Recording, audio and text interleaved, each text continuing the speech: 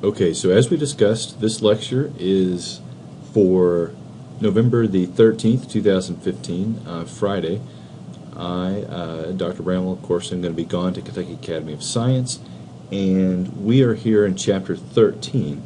On Monday, we covered up to eukaryotic regulation and started it just a little bit, and so today we're going to go over the bulk of eukaryotic regulation. In other words, control of gene expression in eukaryotic cells. On Wednesday, we spent most of our time talking about prokaryotic cells. We said that the operon model is very prevalent in prokaryotic cells. I noticed that our book, I had forgotten this, our book does say that there are operons that are present in eukaryotes, but these are uncommon. In eukaryotic cells, most of the time the gene regulation is conducted, it's much more complex, and so there are many other levels of gene regulation.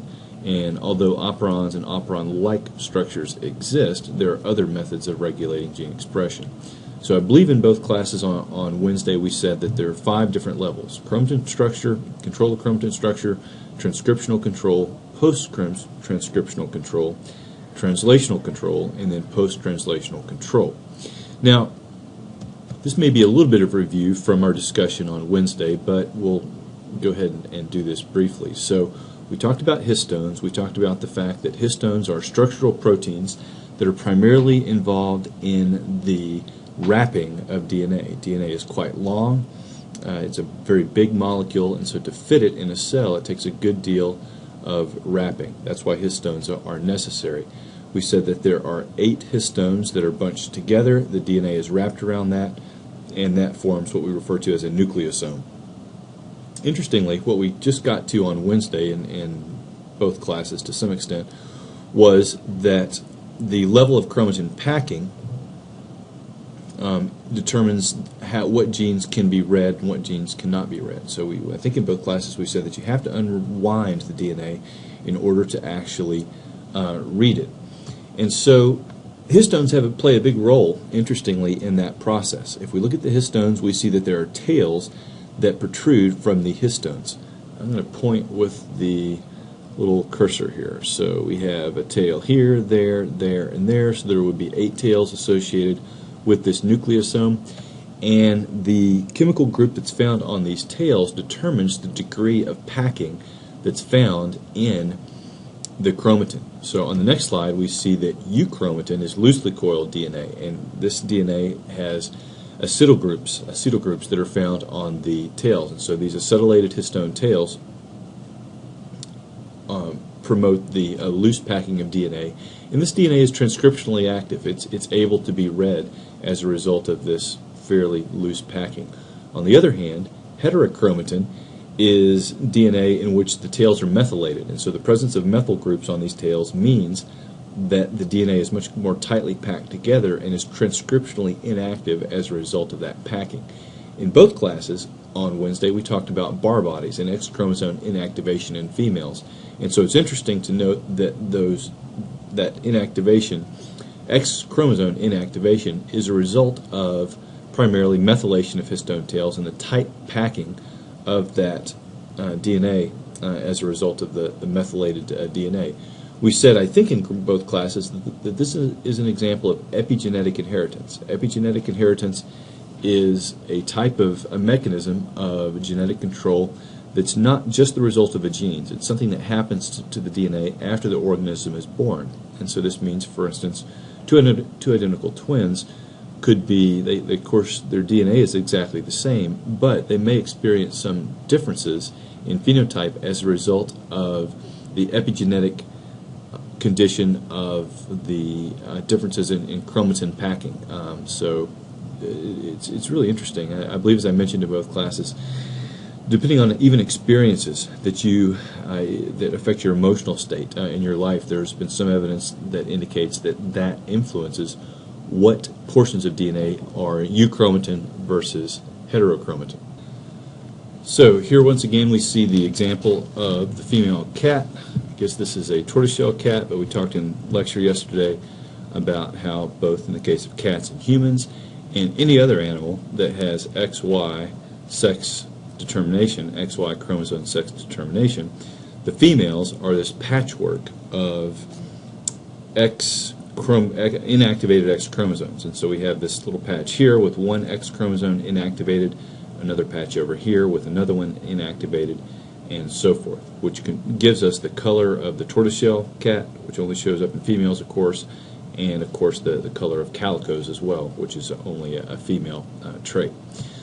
So with that, I'm having a bit of a hard time advancing the slides here for some reason. Let's see. Okay, with that we can move on to other types of control. And so we begin at this point with transcriptional control. And this is going to be pretty brief and pretty short of details. I want to warn you of that to begin with. This is covered on page 244 of our text there.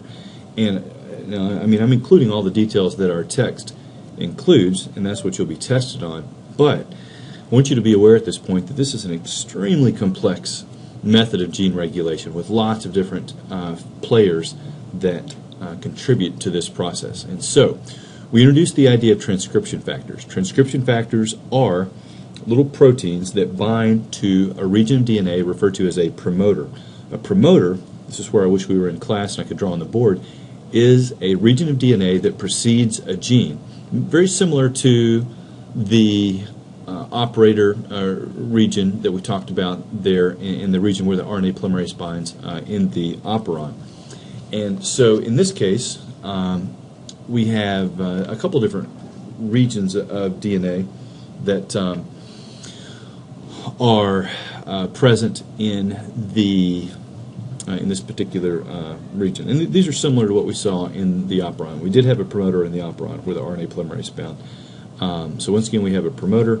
We also have a enhancer region of DNA to which a transcription activator binds, as we'll see in the next slide.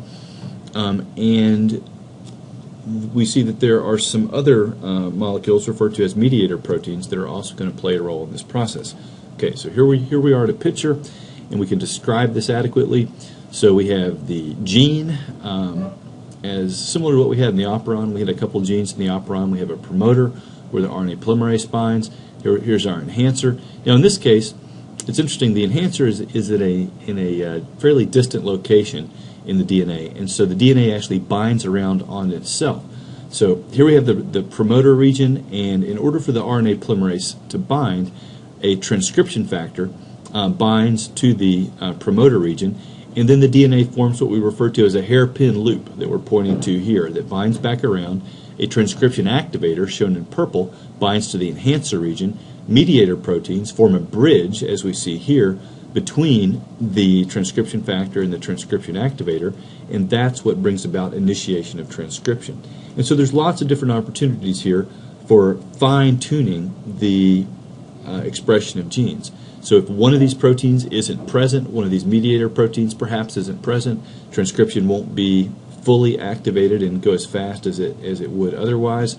There are even inhibitor proteins that can bind in this region and slow down production of RNA and therefore eventually a protein. So our book describes it like, and this is probably a good analogy, a light dimmer. And so you can of course turn off a light or turn on a light, but you can use a dimmer and tweak it ever so slightly, make it a little bit lighter or a little bit dimmer. And so this complicated process involving these proteins is the opportunity that a cell has to do just that, to fine-tune the production of a protein.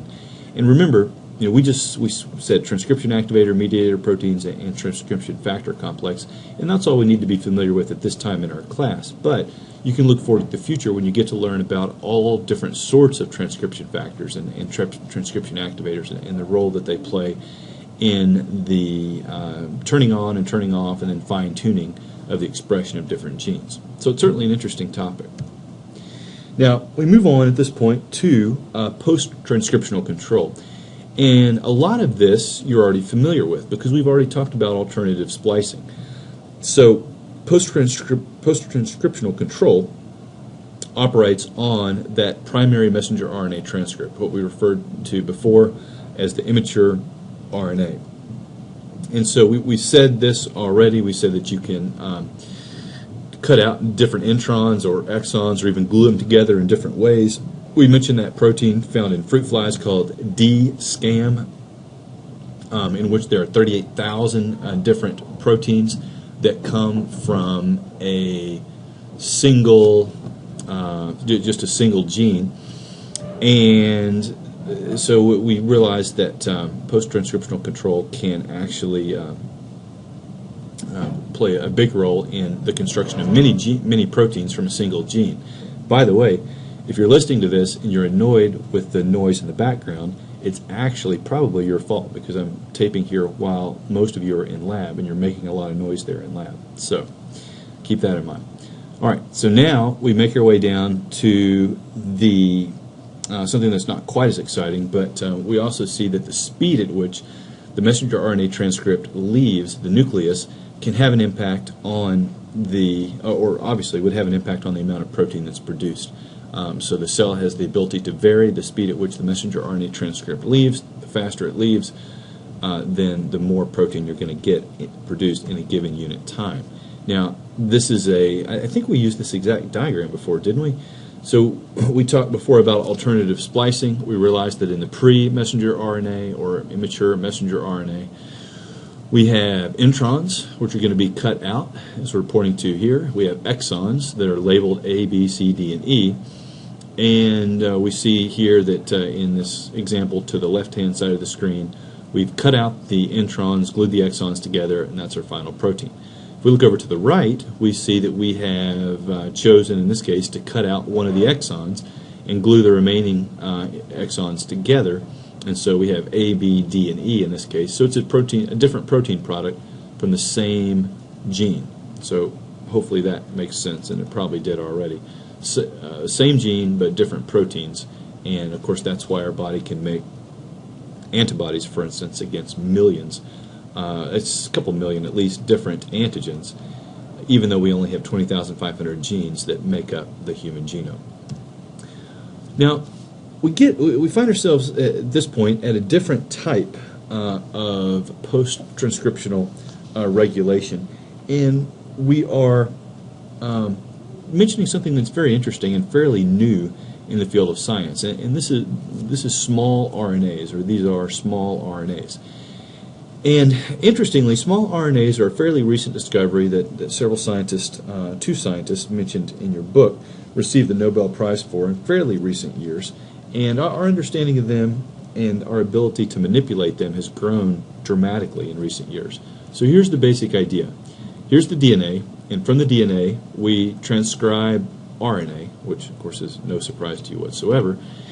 But the change occurs here. Instead of this RNA simply being translated into a protein, it folds around on itself, and we have double-stranded DNA, double-stranded RNA, which is unusual, dsRNA. Now, enzymes come along and chop up this double-stranded DNA, I said it again, double-stranded RNA, to make these small RNAs. The small RNAs are going to do one of three things, and each of them has to do with the regulation of gene expression. One possibility is they go back to the DNA and they alter the compaction of the DNA. As we talked about previously, the more compact you are in the DNA, the less likely it is that that DNA will be read. So of course that's one method of regulating gene expression. Another one that's more interesting is this, that these small RNAs are transformed by being cut up a little bit more into what are called microRNAs. And so microRNAs are RNAs that go back and bind to pieces of messenger RNA in a specific fashion and inhibit the translation of those RNAs. Isn't that interesting? So they would go back and they would bind to a particular gene and either completely or partially inhibit the translation of that particular gene. And so it's in a very specific manner. So it is a very clearly, as you can see, a method of gene regulation, but it's an interesting one because it's something you produce RNA and it goes back and silences the messenger RNA that you're producing and prevents the production of proteins. The last possibility is that these small RNAs become silencing RNA, and silencing RNA binds to a RNA-induced silencing complex, an RISC, which is the big protein that we see here. The silencing RNA is the little purple thing in the middle, and this silencing RNA recognizes a particular sequence in messenger RNA, which is what's shown down here, and the RNA-induced silencing complex, the big blue protein, chops up the messenger RNA and, of course, entirely prevents the production of that particular gene. So this is an interesting idea. We're producing RNA to inhibit the expression of other genes that are already in the form of RNA. I encourage you to read the little blurb on page 246, the little inset, Alternative Messenger RNA Splicing and Disease, in which they talk about a couple different diseases in which these small RNAs actually play a role. And then I also encourage you to think about this. There's all kinds of applications for this. For instance, there are many applications in research in which we want to silence a gene.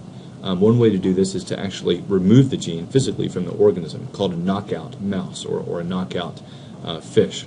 And that's done pretty commonly, but that's pretty labor intensive. Another possibility is that you could treat the fish with some microRNAs or silencing RNA that's complementary to the gene that you want to knock out. And so in that case, you just take a regular fish. You don't have to invest money in making a knockout, and you can still accomplish the same thing. You can inhibit the gene by using these messenger. We now move on to translational control. Translational control determines the degree to which messenger RNA is actually turned into a protein product. And this is relatively simple, and actually we've mentioned these things in our discussions before.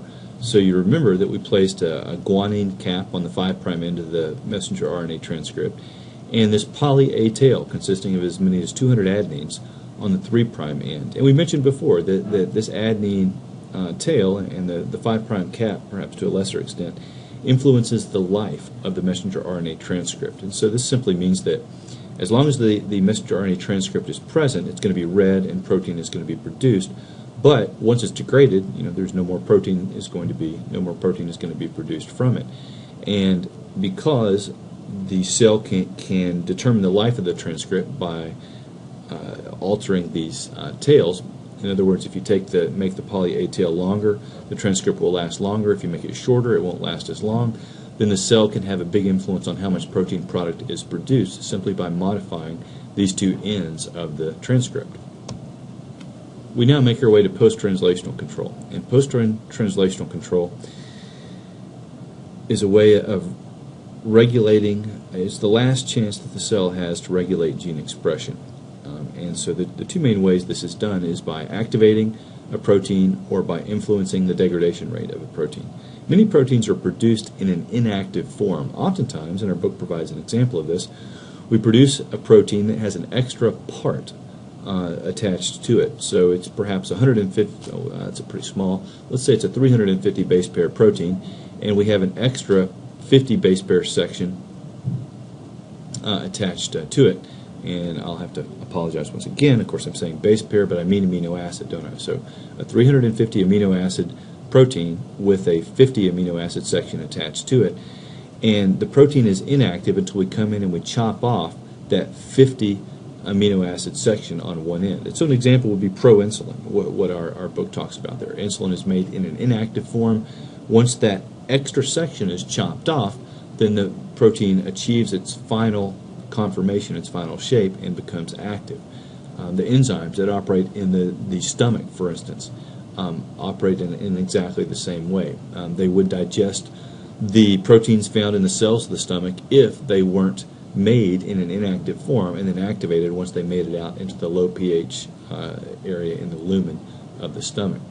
The cell can also determine the degradation rate of proteins. And so these things referred to as proteasomes are discussed in our text. I encourage you to look at figure 13-10 on page 247 of our text. And you'll see that a proteasome is an interesting structure that destroys proteins in a specific manner. Once a protein is tagged with a very short molecule, then one of the ends of the proteasome will recognize that tag. The protein enters the proteasome and it's chopped up into little pieces. And so the cell can certainly determine the enzyme activity and the protein concentration of a cell in some cases by influencing the degradation rate of proteins. Now, the last section of this chapter will deal with mutations.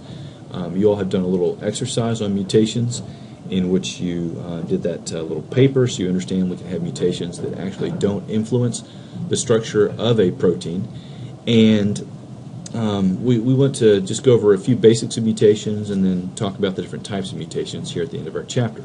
So you realize that a mutation is a permanent change in the DNA where we alter the sequence of bases, and the effects of a mutation can range from no effect at all, like you observed in your extra credit activity, to complete inactivation of the protein, which is actually quite likely when you start swapping around amino acids in a random fashion. Germline mutations occur in the sex cells and are passed on to offspring, are quite rare too, I might add, but we have talked about the mutations in non-coding DNA, or I think we have. We will eventually, at least. So there are mutations in non-coding DNA that make us quite different from one another in terms of the non-coding DNA, and those are passed on from parents to offspring with no consequences whatsoever.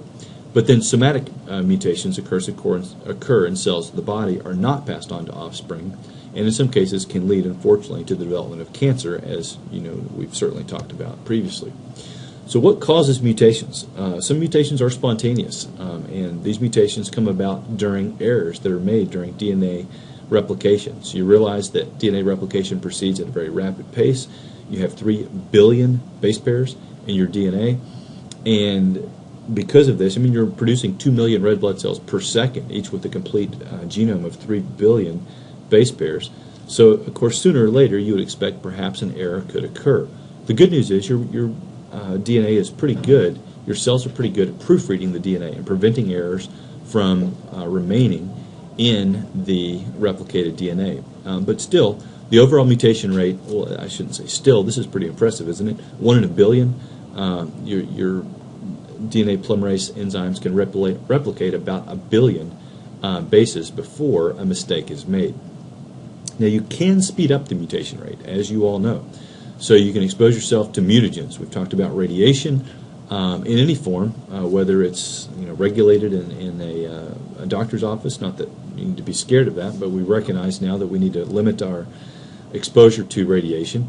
And the chemicals. You can expose yourself to various chemicals that also act as mutagens. So mutagens are things that compounds or UV radiation, for instance, that cause mutations. Most mutagens are also carcinogens, and there's an extremely high percentage of mutagens that are carcinogens. Not all of them, but most of them are. Environmental mutagens, of course, include UV radiation, as we've talked about before. Going to a tanning bed is a great way to induce mutations. Tobacco smoke, as everyone realizes, contains lots of mutagens as well. So the Ames test is an interesting topic at this point. The Ames test is a test that we use to determine what is and what is not a mutagen. On the left-hand side, we have a suspected chemical mutagen. We want to figure out, is it a mutagen or is it not? In both of these tubes, we have a bunch of bacteria that are interesting because they require histidine to survive. They can't make their own histidine, that amino acid. They have to have histidine provided to them. These are plates that do not have histidine, no histidine whatsoever. So if you put the bacteria on there, you would expect them to die because they have to have histidine. However, if this compound is a mutagen, then we expect it. Remember, there are millions at least of bacterial cells here, so a few of those are going to undergo a mutation that causes them to be able to make their own histidine, fascinatingly. And so what we see is that if bacterial growth occurs on the plate after an overnight incubation, following the exposure of these bacteria to the suspected mutagen, then we conclude that yes, this chemical is indeed a mutagen, and therefore is probably also likely a carcinogen. So over here the mutation did not occur, and there's no bacteria, but here the mutation did occur. This is an early test in potential food products or food additives, for instance, because we see such a high percentage of compounds that are mutagens that are also carcinogens. It's not a very good sign if this initial test is not passed, and the chemical compound that someone wants to add to food, turns out to be a mutagen. So that's the Ames test. Now, here we see thymine dimers, as we talked about previously, if I'm not mistaken, in class. So we see the double helix here. We see two thymines that are not supposed to be bound together, but they are, preventing the formation of the hydrogen bond between this thymine and this adenine. We see a kink that's found in the backbone of the DNA. We realize that, or maybe we do or maybe we don't, but there are repair enzymes mentioned here that come along and cut out that backbone, slice the sugar phosphate backbone of DNA and replace those two thymines that are part of the thymine dimer with brand new thymines that are not bound together. This means that your body is pretty good at making repairs here, but sooner or later a mistake will be made, and when the mistake is made, then that means that you have a problem. Depending on where that mutation is, that may lead to the development of cancer. These enzymes the importance of them is illustrated pretty powerfully, unfortunately, by a disorder in which you don't have these enzymes, functional enzymes. And so xeroderma pigmentosum, for instance, as unfortunately this child has, is a disorder in which you don't have these enzymes, and so you have a very high incidence of skin cancer because you simply can't repair those thymine dimers that are produced in your DNA upon exposure to ultraviolet radiation. Now, there are two types of mutations that we want to talk about here. One is a point mutation. A point mutation is a single change in a DNA nucleotide, which is what happened in the little extra credit assignment that you completed for Wednesday. So this is going to change one codon to a different codon, and the effects can vary. It could be that the protein's non-functional, it could be reduced in functionality, or it could be completely unaffected. It could be enhanced. Our book doesn't say that, but that's a possibility. We see that, we see examples of that in the case of, for instance, sickle cell anemia. But typically, when you start messing around and randomly changing the sequence of nucleotides, you don't expect some beneficial result to come about. But given the sheer volume of mutations that occur, it does happen from time to time. Now, underneath, the second bullet says frameshift mutation. So what is a frameshift mutation? Well, a frameshift mutation is when one or more nucleotides are inserted or deleted from the DNA. Actually, they need to be inserted or deleted in something other than a multiple of 3. So you can note that to yourself, and you'll realize the reasoning behind that, I'm sure. So, for instance, our book uses this example. So here's a sentence: the cat ate the rat. These are all 3-letter words. And so after you have a deletion, you have the, atta, to, her, at, something like that. So you take away the C, and remember the cell is reading sets of 3 bases referred to as codons. So you read these 3, these 3, these 3, these 3, and these 3. Or if you have an insertion, you put an extra C here, so now it messes up what's called the reading frame. We have messed up the reading frame. And so these would be, as I think is obvious, would be expected to be much more serious than would be a point mutation, because you're not just affecting one codon, you're affecting thousands of codons, potentially. Maybe thousands is a bit of a stretch, but you're at least affecting hundreds of codons, because every codon after the mutation is going to be different. And so you probably would not expect, or not probably, you would not expect a protein that is produced as the result of a frameshift mutation to be functional. Here we have some examples of point mutations in hemoglobin. I mentioned sickle cell anemia just a moment ago. So here's the normal DNA on top and the normal protein. Here we have a single point mutation, but it occurs, look, 1, 2, 3, this is the reading frame, CAC, CTA, and up here the normal is CTA, CTG. So it occurs in the 3rd spot, and as you know, the 3rd spot can change a little bit and have no influence on the amino acid that's introduced into the growing protein chain. So this, as I would ask you if we were in class, this mutation has no effect on the protein. On the other hand, down here we have another mutation that occurs in the middle spot, the 2nd spot in the codon, and this mutation changes the amino acid, as you can see here, that's introduced into the growing protein chain. And so this is likely to have an effect, and in fact this is the mutation that causes sickle cell anemia. Now, I said a moment ago it's beneficial, but it's beneficial in the case of malaria, isn't it, in the heterozygous state. As I think we've talked about, if not, it's not crucial to our understanding right now, but we get to come back to that idea in the natural selection chapters coming up very soon. Now, down here at the bottom, we have another mutation that occurs that causes a stop codon to be introduced. And so, of course, this would even be more serious than the single change in amino acid sequence that we see up here, because you just don't have anything after the stop codon. And so you cut the protein far short, and that would probably be a pretty serious mutation in nearly every case. All right, so I think this is purely a review. Just a moment here at the very end of our chapter to make sure that we understand the link between mutations and carcinogenesis. We realized from our previous discussions at the end of the mitosis chapter that cancer involves a series of mutations. We realized that proto-oncogenes are genes that stimulate cell division until they become mutated and turn into oncogenes. And so then, not only do they stimulate cell division, but they stimulate it at an extremely rapid rate, and things get out of control. Tumor suppressor genes like p53 are there to inhibit cell division, and as long as they're healthy, then everything's fine. But once mutations occur, then they are unable to stop division of the, or progression of the cell cycle and division of cells. So here we see a tumor suppressor gene like p53.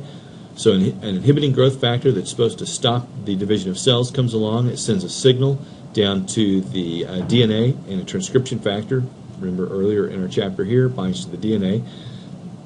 And it brings about the production of a mutated p53 protein, and that p53 protein is unable to stop the cell cycle like the cell is telling it to, or the body's telling it to, and perhaps bring about apoptosis. So remember, over half of all human cancers, we believe, are tied to mutations in p53, a tumor suppressor protein. Here we have our, for instance, E2F protein, that protein that, or the retinoblastoma protein that is bound to E2F rather. And so the RB protein, its stimulating growth factor arrives, a signal goes to the DNA, and brings about production of this would have been a proto-oncogene like retinoblastoma, but it's mutated, so it's an oncogene, and it brings about production of a protein that overstimulates the cell cycle in this case. But that's a review from our, what chapter was that? Chapter 8, the mitosis chapter. So good, this actually brings us to the end of chapter 13. And so remember, we have our exam on Wednesday. Chapter 14 is an exciting chapter, and we'll do our best to get through most of chapter 14 on Monday. I would expect that we'll include part of chapter 14 on the exam. Perhaps that's a call we'll need to make in class, but if you want to be reading ahead there, that would certainly be appropriate. So let me know if you have questions, and have a good weekend.